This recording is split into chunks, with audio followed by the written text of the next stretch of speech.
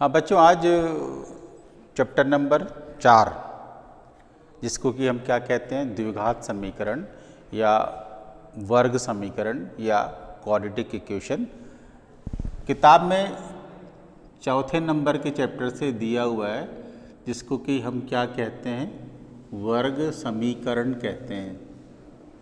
वर्ग समीकरण और अंग्रेजी में कहते हैं क्वाड्रेटिक इक्वेशन। क्वाड्रेटिक इक्वेशन ये कहलाता है। आज हम इसी के बारे में पढ़ाते हैं। अब आप एक चीज़ देखो, क्या होता है बच्चों कि जैसे ax² plus bx plus c बराबर 0। यहाँ पे x का जो डिग्री है, पावर है 2 है, और यहाँ पे लिखा है मैंने ax plus by plus c बराबर 0। तो इन दोनों समीकरणों में अंतर है। इसको कहते हैं वर्ग समीकरण, ये कहलाता है वर्ग समीकरण, है ना, क्वाड्रेटिक इक्वेशन अंग्रेजी में कहते हैं। और ये कहलाता है रेखीय समीकरण, लीनियर इक्वेशन, इसको कहते हैं रेखीय समीकरण। अब अंतर क्या होता है, यहाँ पे जो x और y की जो घात है वह 1 है यहाँ पे, और यहाँ पे x की जो घात है वो 2 है। तो ये वर्ग समीकरण की परिभाषा ही यहीं से शुरू होती है। अब इसमें एक चीज़ और है कि जो वर्ग समीकरण कब एग्जिस्ट करता है, a, b, c वास्तविक संख्याएं हैं, रियल नंबर है, a, b, c are real number, और a not equal to 0, a का मान 0 कभी नहीं होगा। अब जैसे मान लो ये लिखा मैंने 2x² प्लस 3x प्लस 5 बराबर 0। चूँकि x² यहाँ पे एग्जिस्ट कर रहा है, इसीलिए वर्ग समीकरण कहलाएगा। यदि ऐसा लिखें हम 2x² प्लस 3x बराबर 0 तो भी वर्ग समीकरण है, 2x² बराबर 0 तो भी ये वर्ग समीकरण है। अर्थात वर्ग समीकरण की जो परिभाषा है वो क्या है, ax² plus bx plus c बराबर 0, जिसमें a का मान 0 नहीं होगा। मतलब x² दिखना चाहिए। x² कब दिखेगा, जब a का मान यहाँ पे 0 नहीं होगा।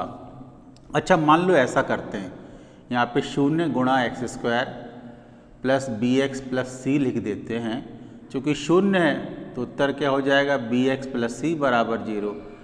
अब यह वर्ग समीकरण नहीं कहलाएगा, वर्ग समीकरण यह नहीं कहलाएगा, क्योंकि यहाँ पे x² नहीं दिख रहा है बच्चों। तो ये वर्ग समीकरण पहचानने के तरीके हैं। अब आप देखोगे कि x² माइनस 4 बराबर 0, x की घात 2 है, वर्ग समीकरण है।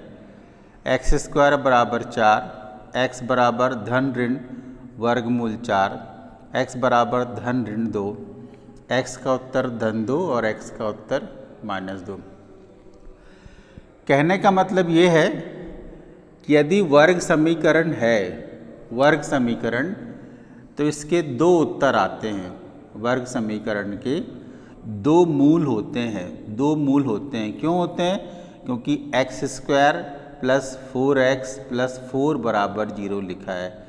ये घात 2 है, पावर इसकी 2 है, तो इसके 2 उत्तर आएंगे। एक एग्जाम्पल बताते हैं। चलो, मैंने लिखा x माइनस 4 बराबर 0, x² माइनस 4 बराबर 0।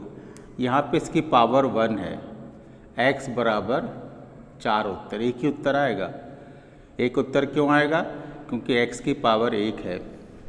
यहाँ पे देखो x² बराबर 4 और x का उत्तर प्लस माइनस 2, x बराबर 2 और x बराबर माइनस 2।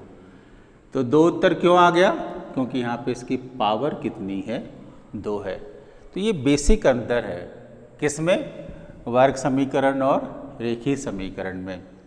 तो जितनी पावर, मान लो एक्स क्यूब बराबर 27 लिखा है यहाँ पे, पावर 3 है तो इसके 3 उत्तर आएंगे। यदि पावर 4 होगा तो उसके 4 उत्तर आएंगे। मतलब इसके अधिकतम मूलों की संख्या 4, अधिकतम मूलों की संख्या 3, अधिकतम मूलों की संख्या 1 और 2 पावर है तो अधिकतम मूलों की संख्या 2 हो सकती है। ऐसा नहीं कि अधिकतम 2 है, 1 भी हो सकती है, पर maximum degree, maximum power, maximum answer कितना कहलाएगा? 2 कहलाएगा। अब सबसे पहली प्रश्नावली बच्चों जो किताब में दी हुई है उसके हिसाब से है कि सवाल को हल करके यह ज्ञात करना कि वह वर्ग समीकरण है कि नहीं है। तो जैसे पहला किताबी का मैंने लिया है यहाँ पर, x - 2 square plus 1 equal to 2x - 3। यह वर्ग समीकरण है कि नहीं है, वर्ग समीकरण बताना है कि नहीं है। तो इसको पहले हल करोगे, ये a square plus b square minus 4x plus 1 2x minus 3 क्या होगा? X square minus 4x minus 2x 4 और 1 5 प्लस 3 बराबर 0, x square minus 6x plus 8 बराबर 0। तो यहाँ पे पता नहीं चलता है, यहाँ पे देखने पे ऐसा कुछ ज्ञात नहीं होता है, पर जब इसको हम हल कर लेते हैं तो कितना निकलता है? X square minus 6x plus 8 बराबर 0। अर्थात यह जो समीकरण है यह वर्ग समीकरण है, वर्ग समीकरण है। पहचान करना है, इन सवालों में पहचान करना है कि वर्ग समीकरण है कि वर्ग समीकरण नहीं है। उसी प्रकार दूसरा प्रश्न है x 2x प्लस 3 बराबर x square plus 1, 2x square plus 3x x square plus 1, 2x square minus x square plus 3x minus 1 बराबर 0, x square plus 3x minus 1 बराबर 0। अब इसके हिसाब से क्या है? ये वर्ग समीकरण है।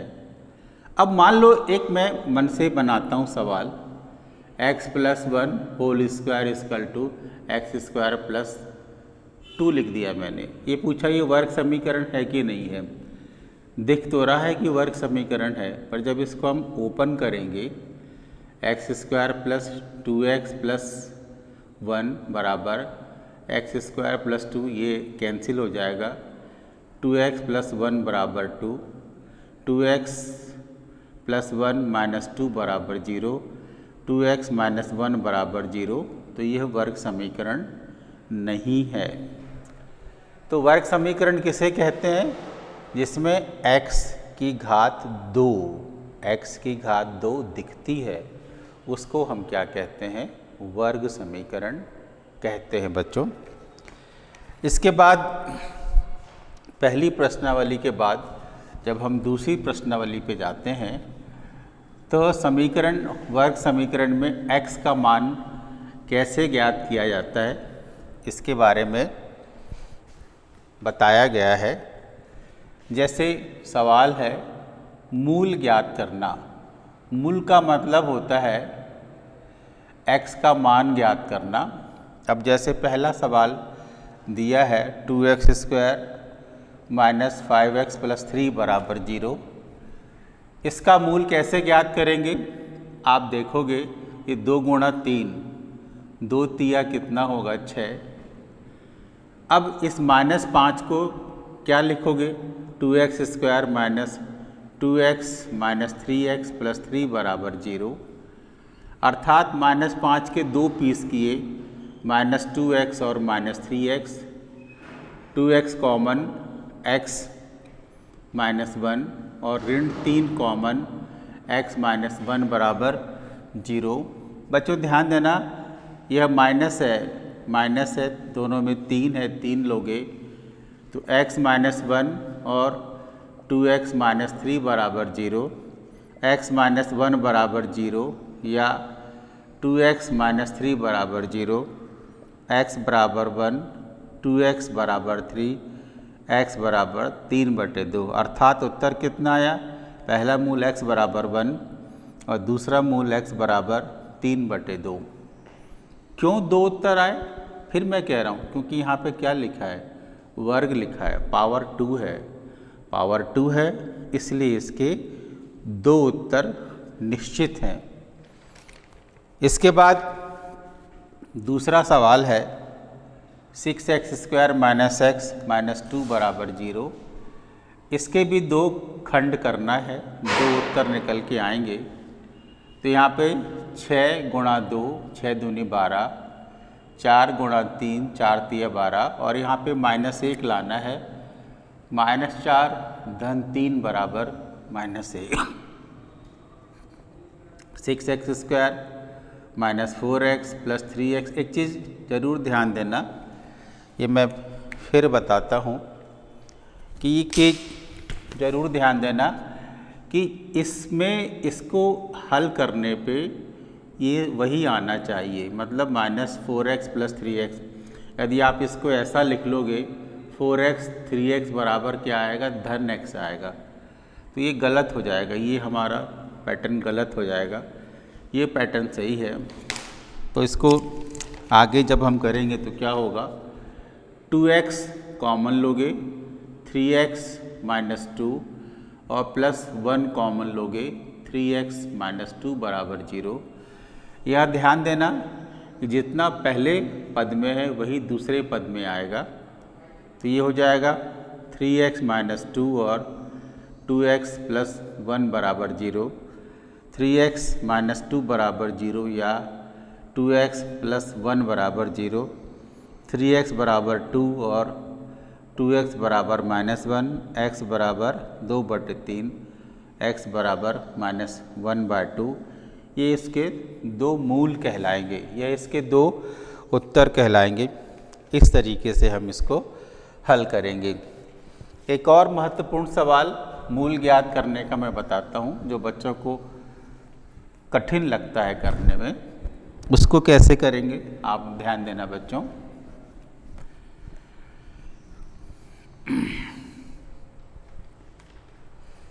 क्वेश्चन है, थर्ड क्वेश्चन है आज का, 2x² - x +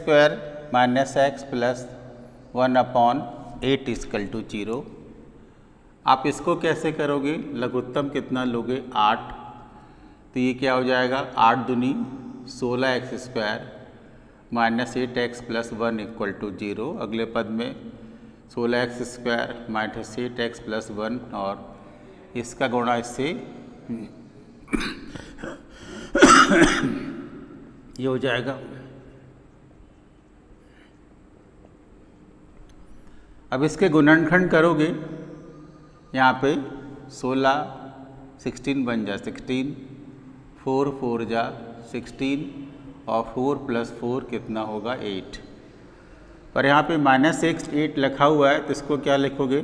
16x² - 4x - 4x + 1 = 0।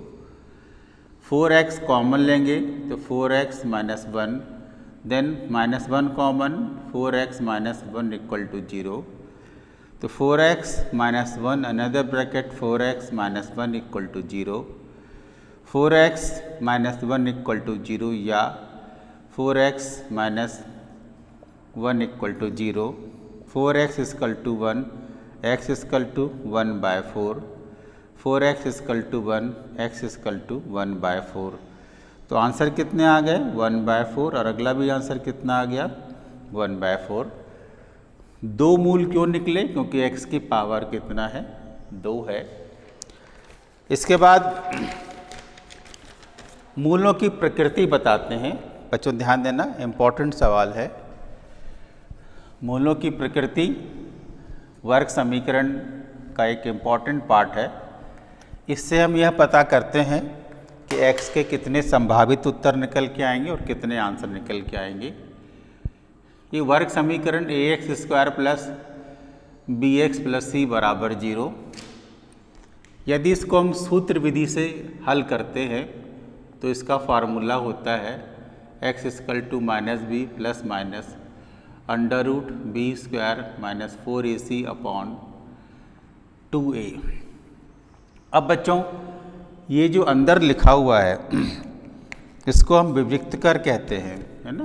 किसी के भी पार्ट में ये जो अंदर लिखा है, या आप ऐसा देख लो, यदि वर्ग समीकरण ax square plus bx plus c बराबर है तो d equal to b square minus 4ac, इस भाग को हम डिस्क्रिमिनेट कहते हैं,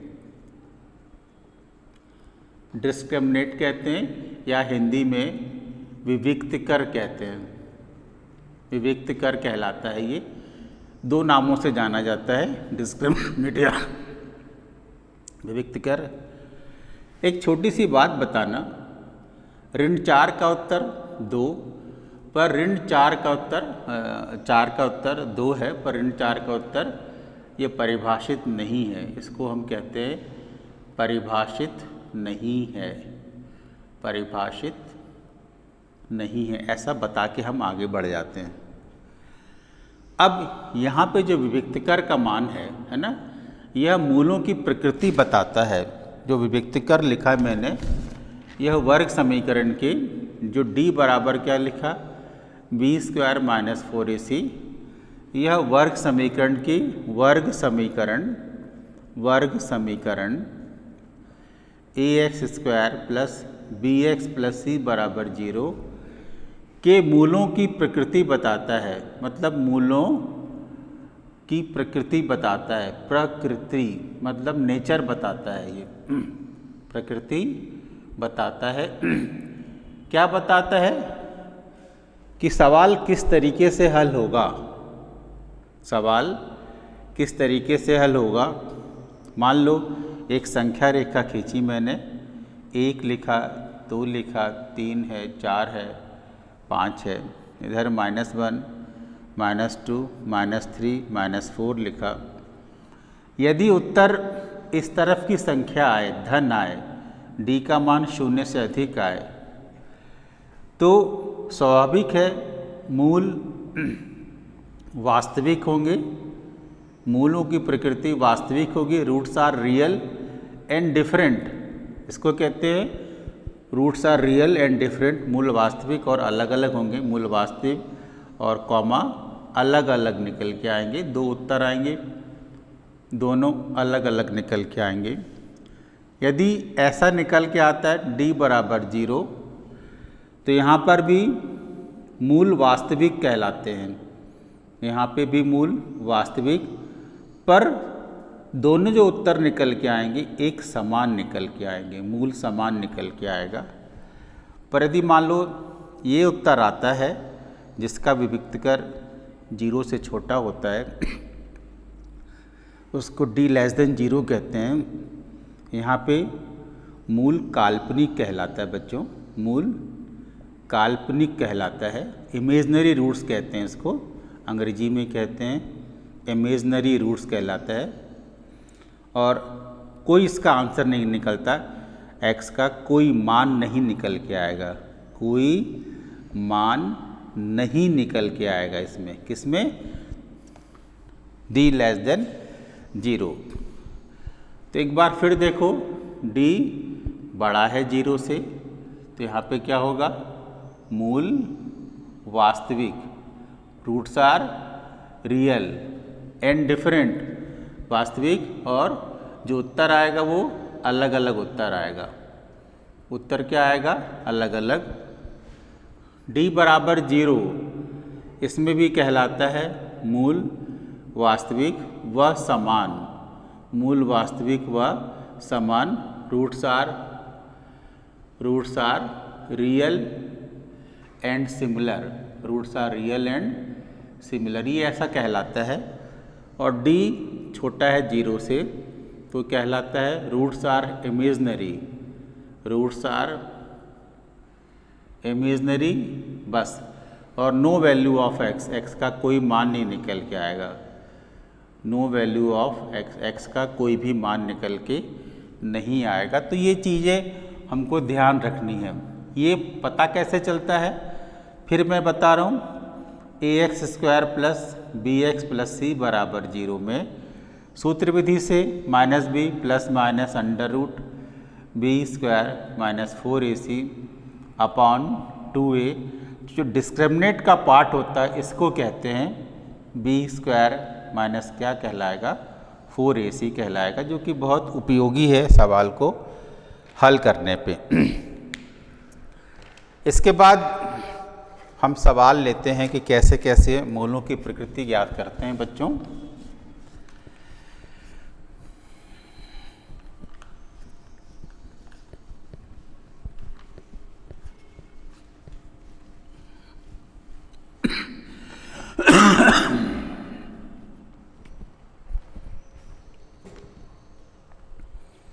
अब इसमें एक क्वेश्चन है, प्रश्न है 2x square minus 4x plus 3 बराबर 0 विविक्त कर ज्ञात कीजिए और मूलों की प्रकृति ज्ञात कीजिए। क्वेश्चन है विविक्त कर ज्ञात कीजिए और मूलों की प्रकृति बताइए। मूलों की प्रकृति बताइए, प्रकृति बताइए। विविक्त कर ज्ञात कीजिए। Formula ax square plus bx plus c बराबर 0 में a बराबर 2, b बराबर -4, c बराबर 3, d का मान b स्क्वायर माइनस 4ac, ये माइनस 4 स्क्वायर a की जगह 2c की जगह 3, 16, 4 दूनी 8 3 24 बराबर कितना होगा -8 लेस देन 0। तो roots are imaginary, roots are imaginary लिखोगे। मूल क्या है, काल्पनिक होंगे। मूल की वैल्यू क्या होगी, काल्पनिक कहलाएगी ये। रूट्स आर इमेजनरी, मूल वास्तविक कोई मूल नहीं होगा, मूल इसका काल्पनिक होगा, क्योंकि d का मान 8 से क्या हो गया, 0 से क्या हो गया, छोटा हो गया। अगला क्वेश्चन है, इसी में अगला क्वेश्चन है 3x square 2x plus 1/3 equal to 0, 3, ये 9x square minus 6x plus 1 equal to 0, 0 का यहाँ गुणा कर दो। 9x square minus 6x plus 1 equal to 0। अब इसमें d निकालोगे, d बराबर b square minus 4ac, b की जगह -6 के स्क्वायर, a की जगह 9, c की जगह 1। मैं ध्यान देना, इससे तुलना करते हैं ax स्क्वायर प्लस, तो a की जगह 9, b की जगह माइनस है, c की जगह 1, d बराबर 36, 9 चौको 36, 36, d इक्वल टू 0। तो ये क्या कहलाएगा कि रूट्स आर रियल, मूल वास्तविक हैं। रूट्स आर रियल, मूल वास्तविक है और सिमिलर हैं, और दोनों क्या हैं, एक समान है। रूल मतलब दो उत्तर आएंगे x के, दोनों उत्तर क्या आएंगे, एक समान आएंगे, इसलिए कहा जाता है रूट्स आर रियल और सिमिलर। इसके बाद अगला क्वेश्चन हम लेते हैं बच्चों, ध्यान देना।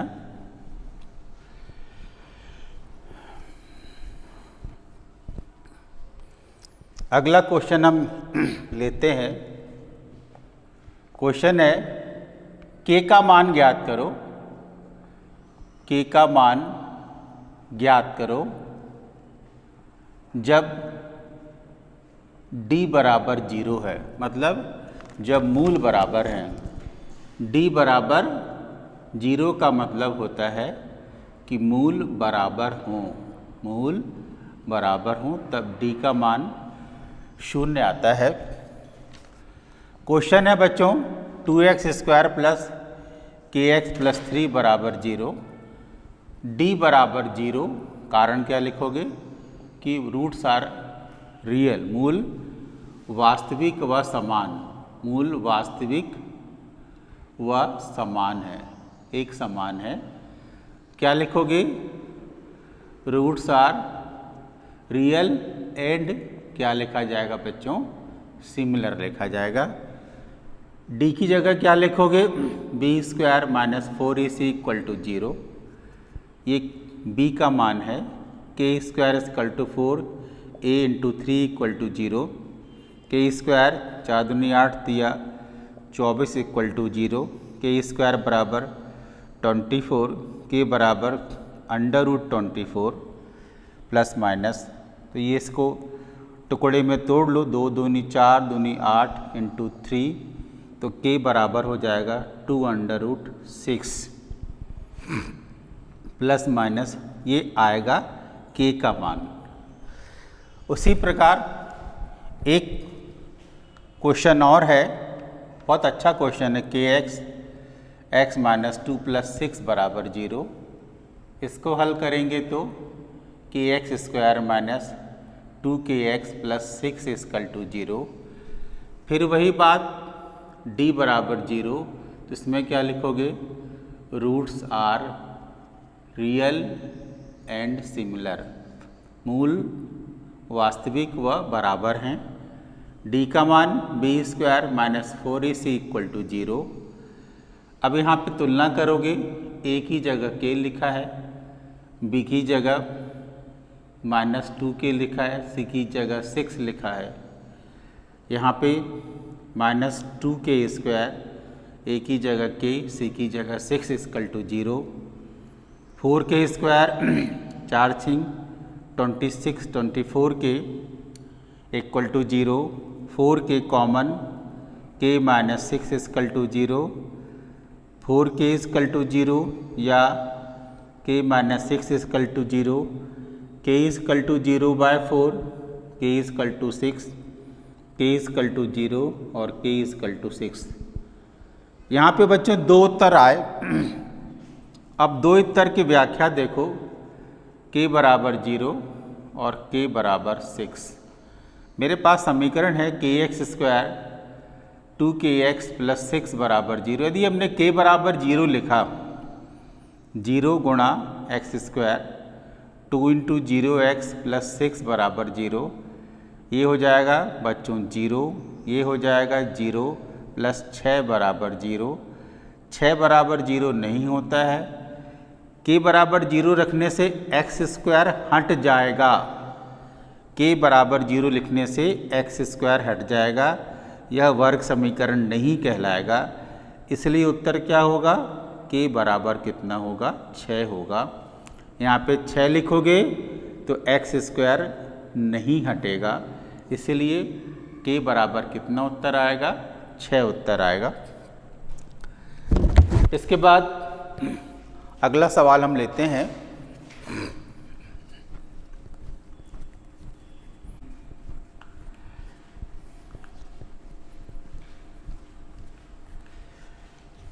इसके बाद अगला क्वेश्चन है कि ऐसी दो संख्याएं ज्ञात कीजिए जिनका योग 27 है।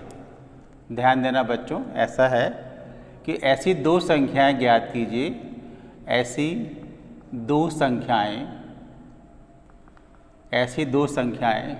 ज्ञात कीजिए, ऐसी दो संख्याएं ज्ञात कीजिए जिनका योग 27 है और उनका गुणनफल और उनका गुणनफल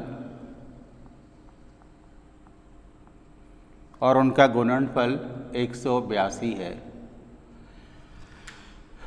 अब बच्चों जिनका योग 27 है, ध्यान देना, x प्लस वाई बराबर 27, y बराबर 27 माइनस एक्स। अब मैं तुम्हें तरीका बताता हूँ करने का। यहाँ पे लिखोगे माना की संख्या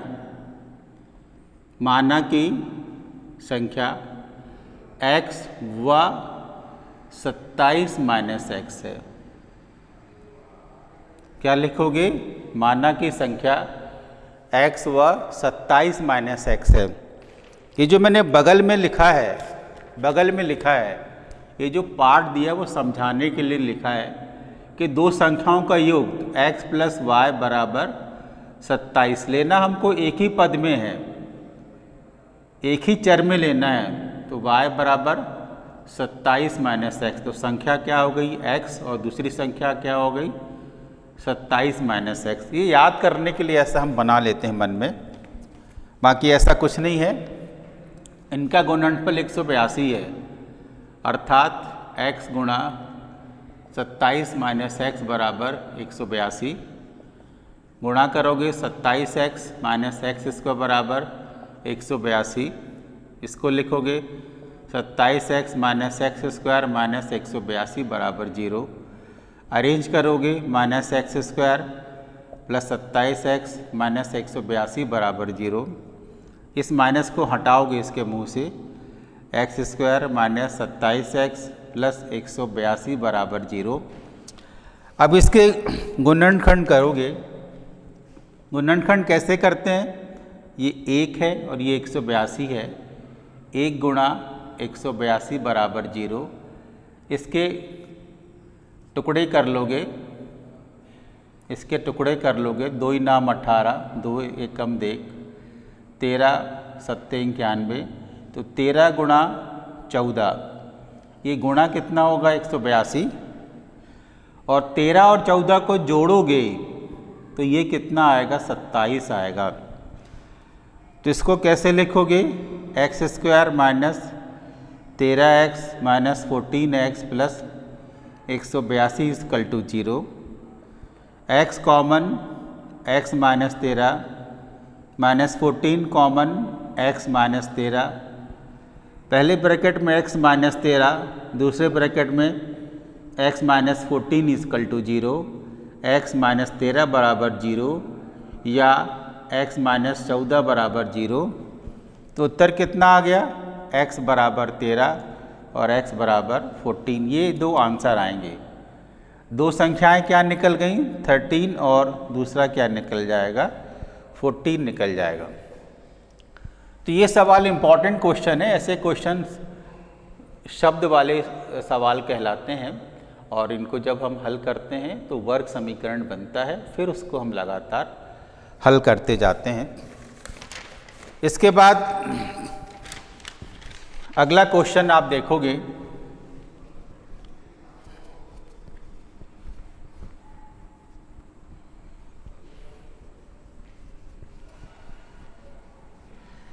अगला क्वेश्चन आप देखोगे, एक समकोण त्रिभुज की ऊंचाई इसके आधार से, मैं क्वेश्चन लिखता हूं, एक समकोण त्रिभुज की ऊंचाई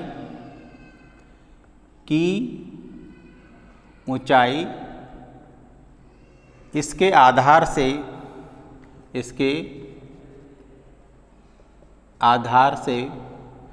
7 सेंटीमीटर कम है। वह कर्ण का मान 13 सेंटीमीटर है।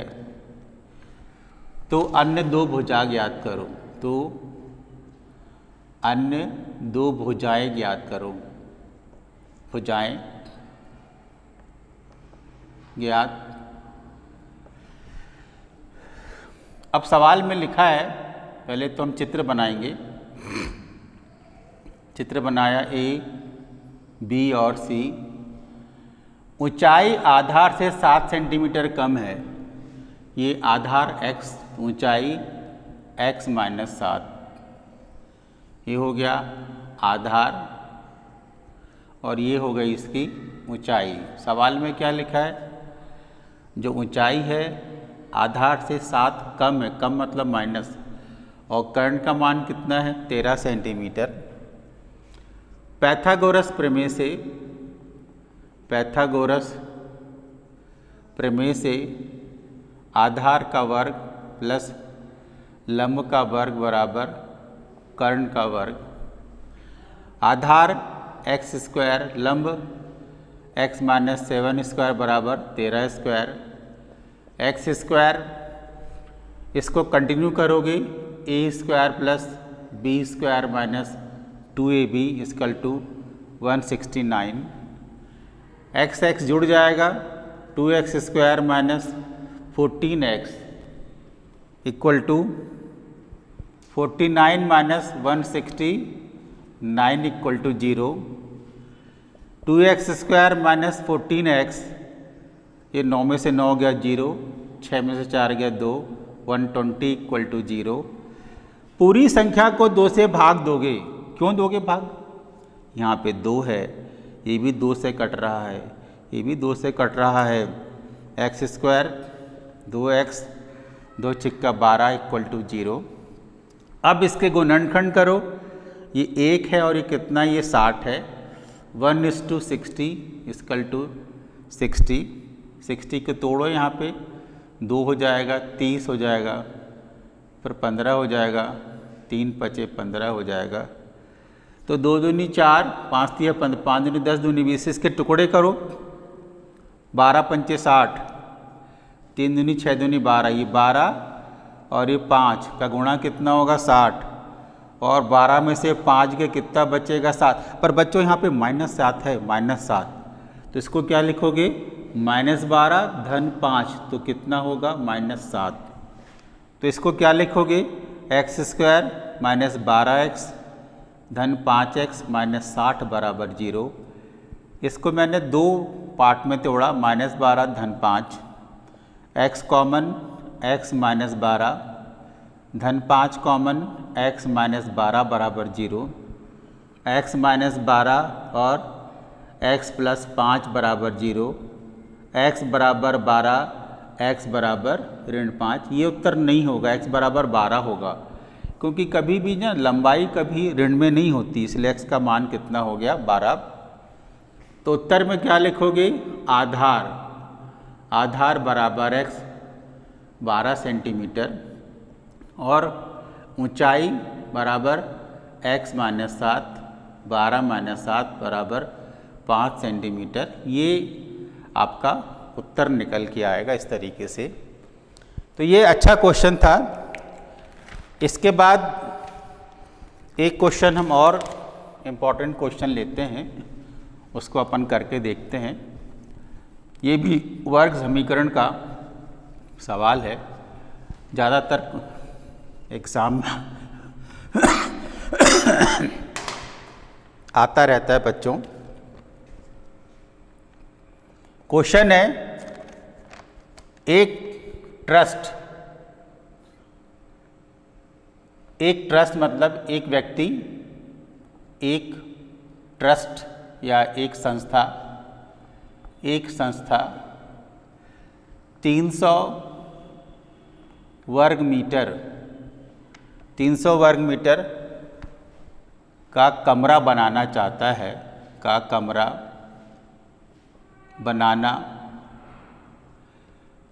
है, और डायमेंशन क्या है, जिसकी लंबाई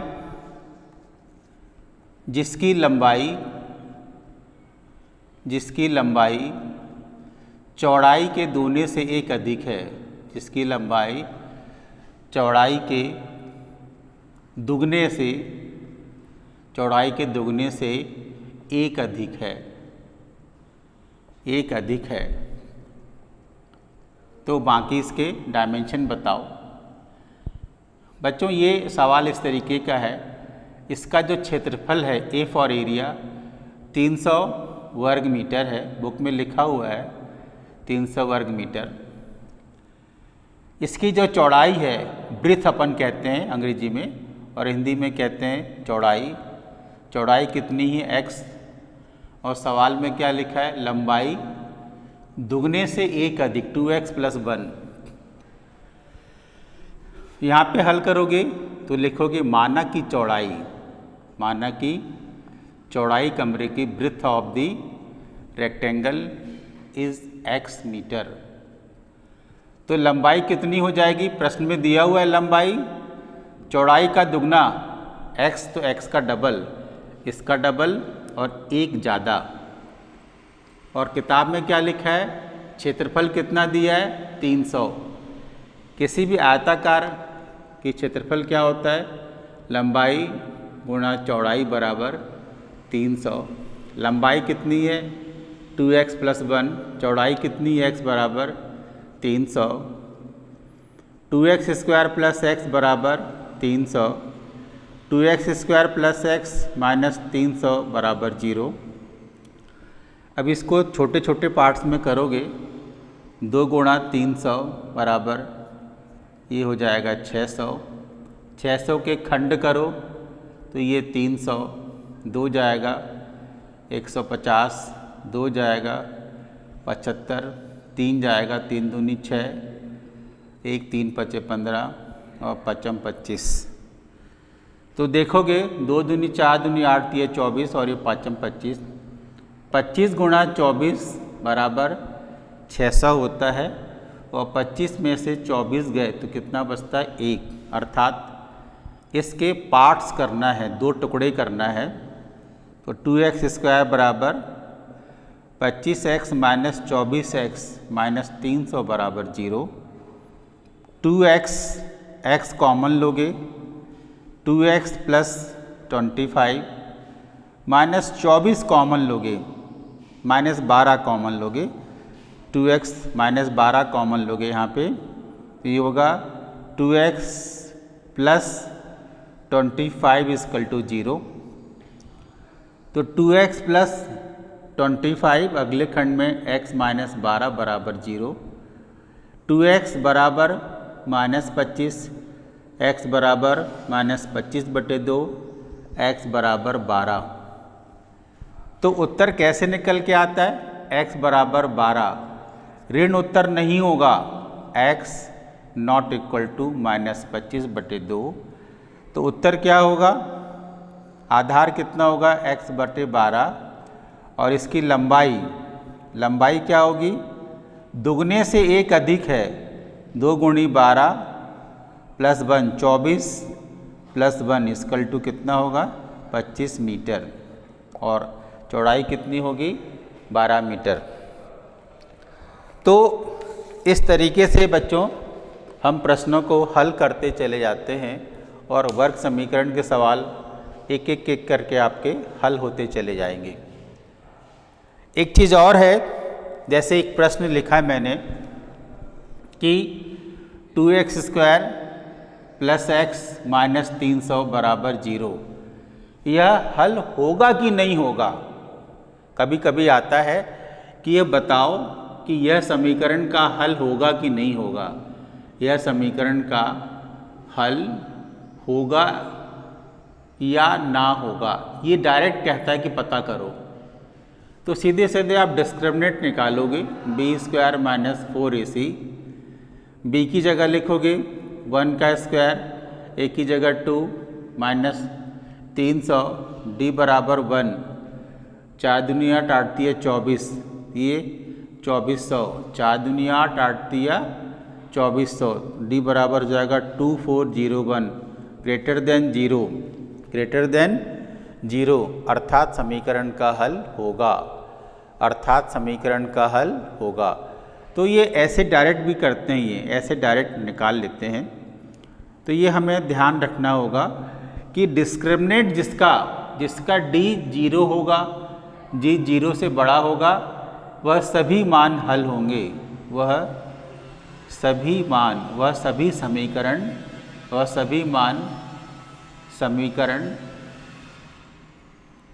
का हल होगा, ऐसे पता लगाते हैं।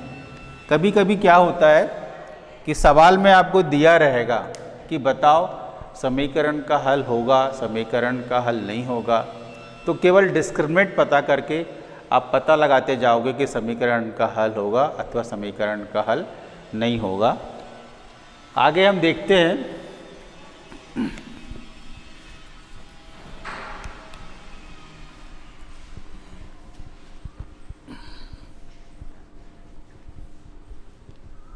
अब इसी के बाद जो योगफल है, योग के 2 फार्मूले बने, s equal to n/2 a plus l, n पदों की संख्या, n का मतलब हो गया पदों की संख्या, a का मतलब हो गया प्रथम पद, a का मतलब हो गया प्रथम पद और l का मतलब हो जाएगा अंतिम पद। L का मतलब हो जाएगा अंतिम पद। ये पहला फार्मूला बना और दूसरा फार्मूला बना S equal to n/2 2a plus n-1 d। तो यहाँ पे तीनों पद हैं और d का मतलब हो जाएगा सार्व अंतर। d का मतलब हो जाएगा सार्व अंतर।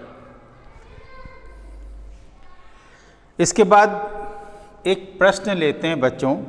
प्रश्न है 8 3 - 2 के 22 पदों का योग ज्ञात करो। कि 22 पदों का योग ज्ञात करो। अब इसमें क्या है, a की जगह 8, d बराबर 3 - 8 बराबर -5, n बराबर 22। ये दूसरा फार्मूला लगेगा क्योंकि इसमें क्या दिया है, ऐसे करके डैश डैश करके छोड़ दिया है। यहाँ पर अंतिम पद नहीं दिया है, अंतिम पद नहीं दिया है, इसलिए फार्मूला ये लगेगा S equal to n/2 2a plus n-1 d। S equal to 22/2 2a 8 plus 22 - 1 और d की जगह कितना होगा -5।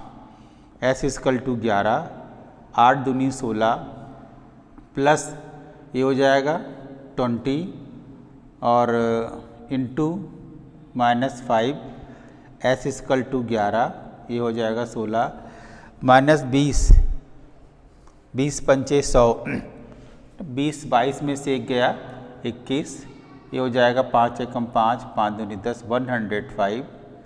इसको S इक्वल टू 11 और 105 में से 16 गया ये बचेगा -89 और इसको आप गुणा करोगे तो S बराबर आएगा -979।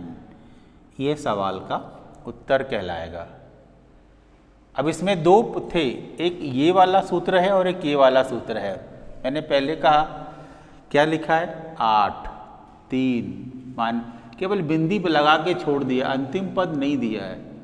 अंतिम पद नहीं दिया है, L नहीं पता है, इसलिए फार्मूला लगेगा n/2 2a plus n-1 d। यदि अंतिम पद दिया होता तो आप इस फार्मूले को अप्लाई कर लेते। ये दोनों सवालों में अंतर है। अब इसके बाद अगला सवाल हम देखते हैं कि कैसे किया जाए। इम्पॉर्टेंट क्वेश्चन है अगला सवाल भी। सवाल है, प्रश्न है बच्चों, क्वेश्चन है 24 21 18 के कितने पदों का योग, के कितने पदों का योग, कितने पदों का योग, पदों का योग 78 है, ये पूछा है।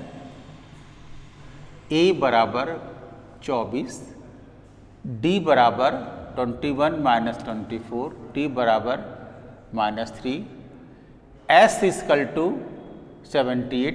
यहाँ पर भी देखो डैश डैश लगा के छोड़ दिया है, तो फार्मूला क्या लगेगा S equal to n/2 2a plus n-1 d। S की जगह क्या लिखोगे 78 n/2, a की जगह 24 n-1 n-1 d की जगह -3। तो 78 2 8 16 2 7 14 और 1 15 156 equal to n 48 -3n plus 3 156 n 48 और 3 51 -3n 156 equal to 51n -3n square. इधर इसको शिफ्ट करोगे तो 3n square -51n plus 156 equal to 0।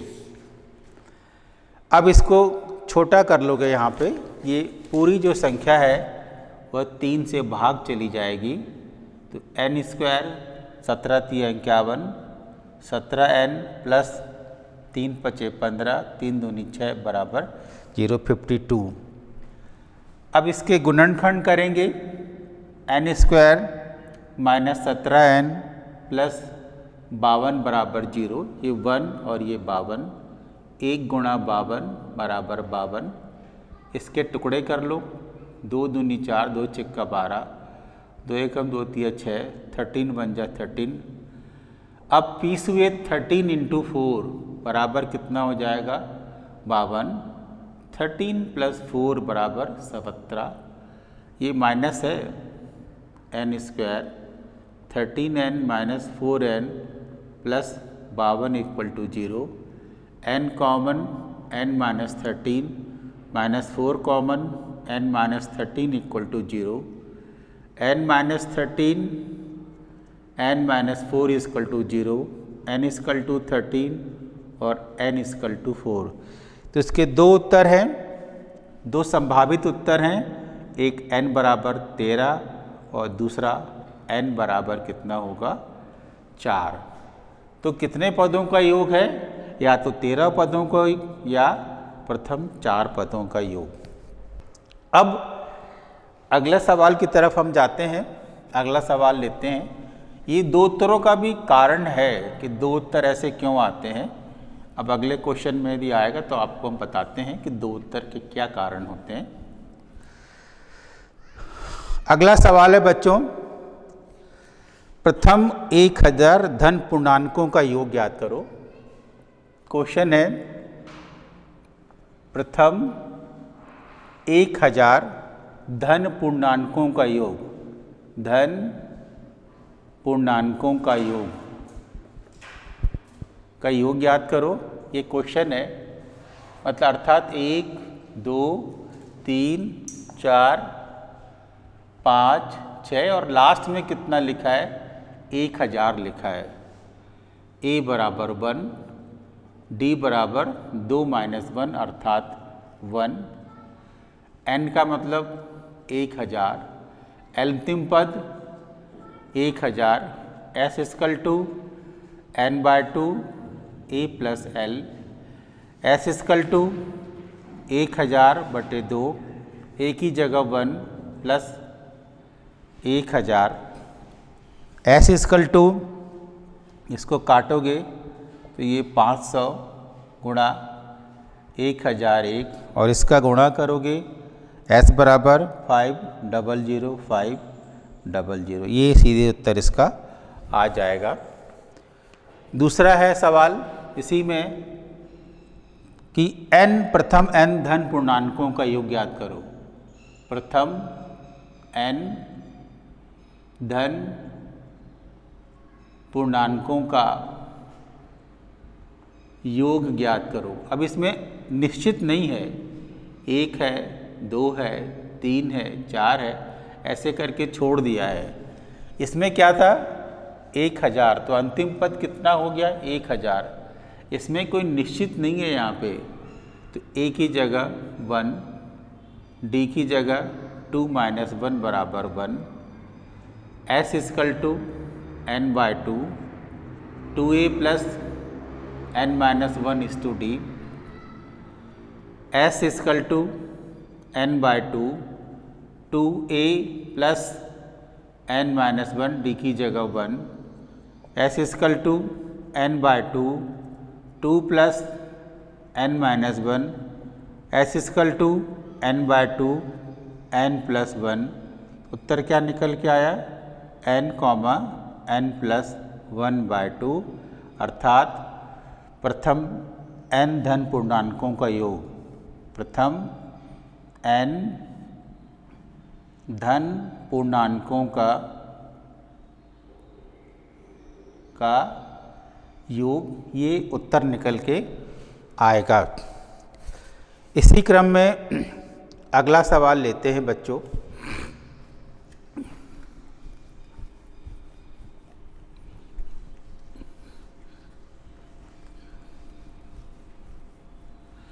अगला क्वेश्चन है, अगला क्वेश्चन है, किताब का बहुत इम्पोर्टेंट सवाल है।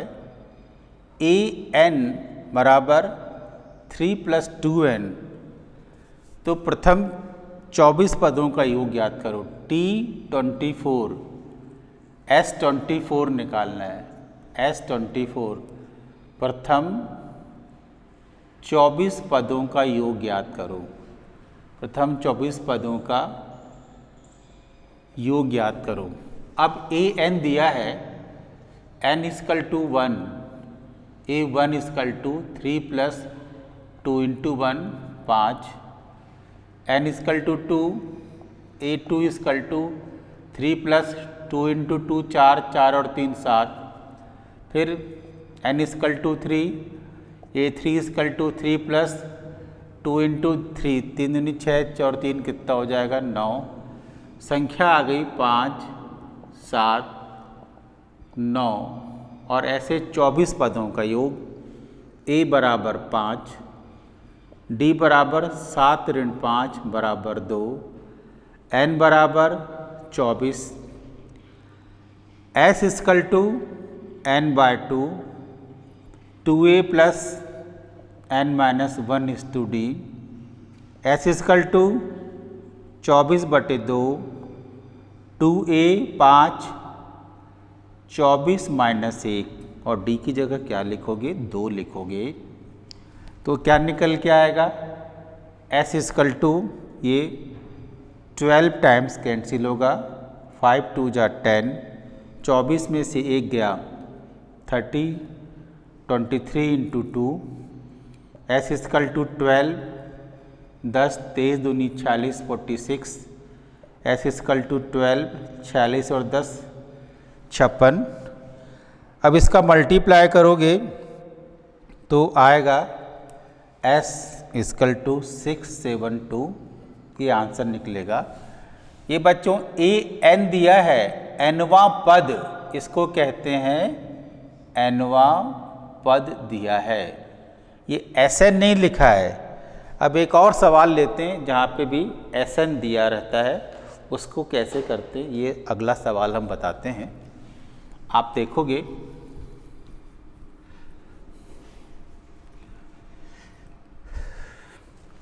SN का क्वेश्चन हम लेते हैं। SN से कैसे करते हैं क्वेश्चन को,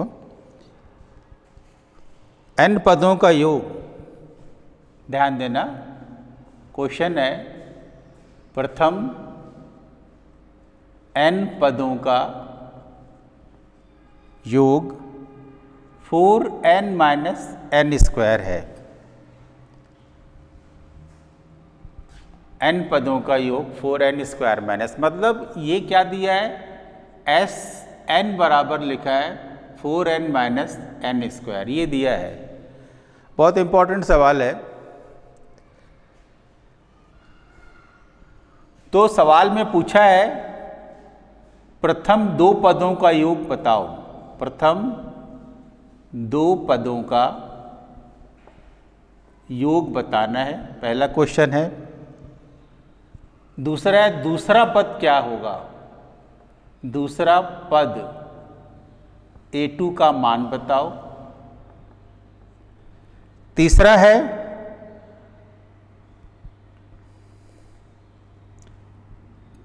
दसवां पद बताओ, T10 ज्ञात करो।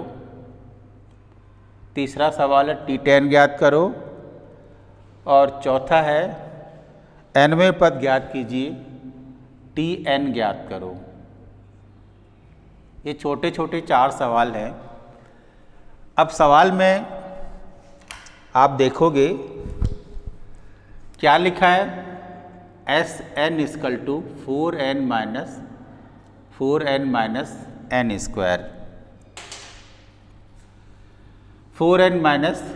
स्क्वायर S1 लिखोगे, n = 1, 4 × 1 - 1 स्क्वायर, 4 - 1 = 3, n = 2 लिखोगे, S2 = 4 × 2 - 2 स्क्वायर, 8 - 4 बराबर 4, n = 3, S3 लिखोगे, 4 इंटू 3 माइनस 3 स्क्वायर 12 माइनस 9, 9 10 11 12 कितना आएगा? 3 आएगा। अब A1 बराबर S1, A1 बराबर S1 का मान कितना होगा? 3। ये होगा A1, ये क्या होगा? A1 कहलाएगा। दूसरा A2 बराबर होता है S2 माइनस S1, A2 बराबर होता है S2 माइनस S1। 4 माइनस 3 बराबर कितना होगा? 1 होगा। A3 कितना होगा? A3 का मान कितना होगा? S3 minus S2, S3 minus S2, 3 minus 4 बराबर कितना होगा? 1। तो श्रेणी क्या आ गई? अर्थमेटिक प्रोग्रेशन कितना आ गया? 3, 1 और -1। तो आप देखो श्रेणी निकल रही कि नहीं निकल रही है? A बराबर 3, कॉमन डिफरेंस, इसका कॉमन डिफरेंस 1 माइनस 3 बराबर -2, इसका कॉमन डिफरेंस -1 माइनस 1 बराबर -2, मतलब श्रेणी ये निकल के आएगी। अब A1 बराबर 3 आंसर, A2 बराबर 1 आंसर। प्रथम पद, प्रथम दो पदों का योग, प्रथम दो पदों का योग, प्रथम दो पदों का योग 4, प्रथम दो पदों का योग। पहला उत्तर S2 बराबर कितना है? 4। ये क्या है? प्रथम दो पदों का योग। दूसरा पद A2 का मान कितना आ गया? 1। फिर तीसरा सवाल T10 ज्ञात करो। T10 का मतलब A प्लस 9D, A की जगह क्या लिखोगे? 3 प्लस 9, D कितना होगा? -2 बराबर 3 माइनस 18, 18 में 3 का कितना होगा? 15, T10। और चौथा सवाल Tn ज्ञात करो। A plus n minus 1:D, A की जगह लिखोगे 3 प्लस n माइनस 1, D की जगह लिखोगे -2, 3 माइनस 2n प्लस 2, 5 माइनस कितना होगा? 2n। ये क्या हो जाएगा? nवां पद हो जाएगा। तो इस तरीके से बच्चों आप 1 बाय 1 क्वेश्चंस क्या होगा करने लगोगे। ये समांतर श्रेणी के योगफल के प्रश्न हैं। एक और हम प्रश्न लेते हैं, उसको हल करके आपको दिखाते हैं।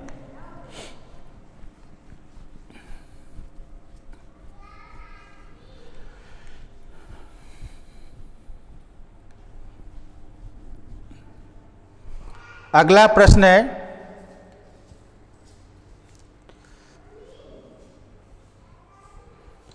अगला क्वेश्चन हम लेते हैं। क्वेश्चन है बच्चों, AP के प्रथम 22 पदों का योग ज्ञात करो। AP के प्रथम 22 पदों का योग ज्ञात करो, जिसमें D बराबर 7 और 22वां पद T22 बराबर 149 है। सवाल है समांतर श्रेणी के प्रथम 22 पदों का योग ज्ञात करना, मतलब S22 निकालना है। अब T22 बराबर 149, A plus 22 minus 1:D equal to 149, A plus 21, D कितना है? 7 बराबर 149, A बराबर 7 एकम 7, 7 दूनी 14, 147, 149, A equal to 149 minus 147, A बराबर कितना आएगा? 2 आएगा। अब सवाल क्या निकालना है? S22 एस एन क्या होता है formula, n by 2, 2a plus n minus 1:d। S 22 क्या होगा, 22/2, 2a ए की जगह 2 प्लस 22 माइनस 1 डी की जगह कितना आएगा, 7 आएगा। एस 22 ये 11 हो जाएगा, 2 दूनी 4 प्लस 21 गुणा 7, एस 22 बराबर 11, ये 4 7 एकम 7, 7 दूनी 14, एस 22 इक्वल टू 11 इंटू 147 और 4 151 और 151 गुणा 11 1 5 1 1 5 1 1 5 और 1 6 5 और 1 6, तो क्या हो जाएगा S22 इक्वल टू 1661। ये अपना कितना आएगा, आंसर आएगा। तो 11 पदों का 22 पदों का योग कितना आएगा, 1661।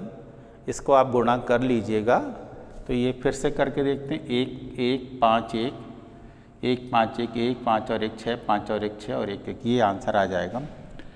तो इस तरीके से बच्चों की जो समानांतर श्रेणी है, इसके जो साधारण जनरल या जो इम्पोर्टेंट क्वेश्चंस हैं, उसका एक हमने आपको एक रूपरेखा बताई कि समानांतर श्रेणी क्या होती है, उसका योगफल कैसे ज्ञात करते हैं और एनवा पद कैसे ज्ञात करते हैं, ए क्या होता है, डी क्या होता है, एन क्या होता है, एस का डेरिवेशन कैसे करते हैं और एस एन और ए एन में क्या अंतर है।